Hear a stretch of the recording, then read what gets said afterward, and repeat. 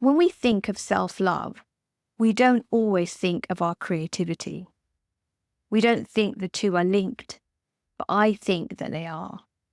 And the reason I think they are is because we only allow ourselves to do that which we think we are deserving of, that we think we have the right to do.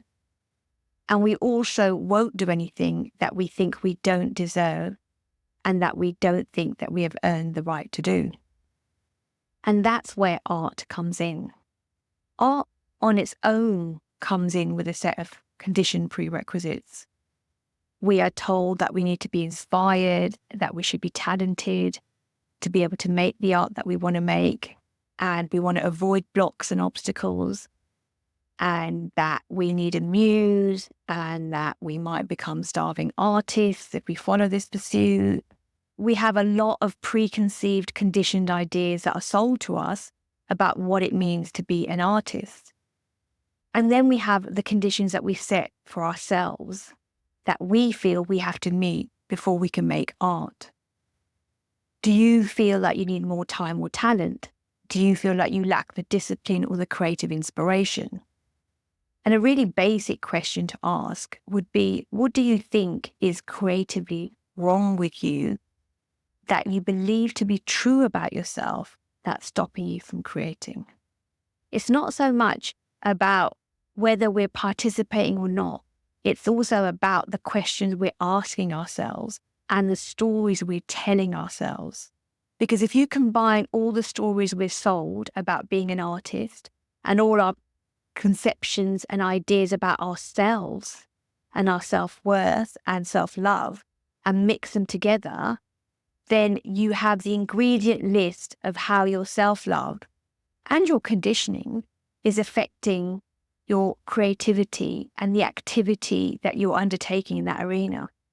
There'll be a set of common reasons that you think have nothing to do with self-love and everything to do with logistics. That you just don't have the time or the space or the resources. But deeper, underneath those reasons, they'll lay another set of beliefs that in some way point to how you are not ready, not enough, and are somehow lacking. None of which is true, but you believe those thoughts and then you live by them, and they're showing up and reflected back to you in your creative explorations and whether you're participating with them or not. So what if I was to say to you, you're worthy of your art and you are an artist that is born to create. You are not required to wait, get better, qualify, or any other prerequisite. What you are wanting to do is what wants to be done. Your art is waiting for you and only you, and that you are the chosen one for the art that only you can create. That there's nothing that's wrong with you, and you are ready right here, right now, and you have everything you need to make the art that you were born to make. How does that make you feel? Because how we think of ourselves in any arena affects how we feel about ourselves and therefore how we act in accordance to those feelings and beliefs.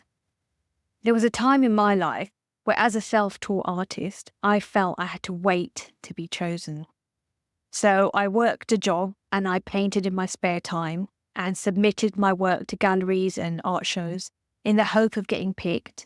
And then, and only then, could I consider myself a real artist and one that was allowed to make art. So I waited and I waited, and I hauled my paintings around London, taking them to be viewed and rejected.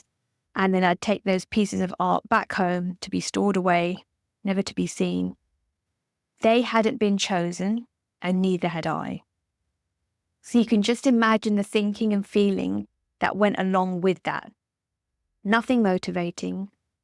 All of them feeding me stories about how I should not be making art and I should stick to my day job and keep my art as a hobby, so I didn't have to risk the rejection. And if I had listened to that inner monologue and lacked the love to see myself through to persevering and making the art I wanted to make, I would have set down my brushes, stop painting, and put my art dreams into a box and shelve them. But I didn't do that. I loved making art. I loved the process, and I loved myself enough to continue no matter what the outside world was currently reflecting back to me. My self-love enabled me to continue, and it was reciprocal. I loved myself, and my art loved me back. It kept showing up for me as much as I showed up for it. This was a collaboration, and we were both committed. If at this point you're feeling like you do love yourself, but your art is still not getting created, then I want you to double down on that self-love. I want you to love yourself even more. This isn't a reference to bubble baths and candles. This is about deeply caring and excavating what you truly want with your life and how you want to be within it. What does it look and feel like to you? And if art is a part of it, I want you to look at how you can include it into your life in more ways that matter to you. This could look like devotion, just another word for discipline.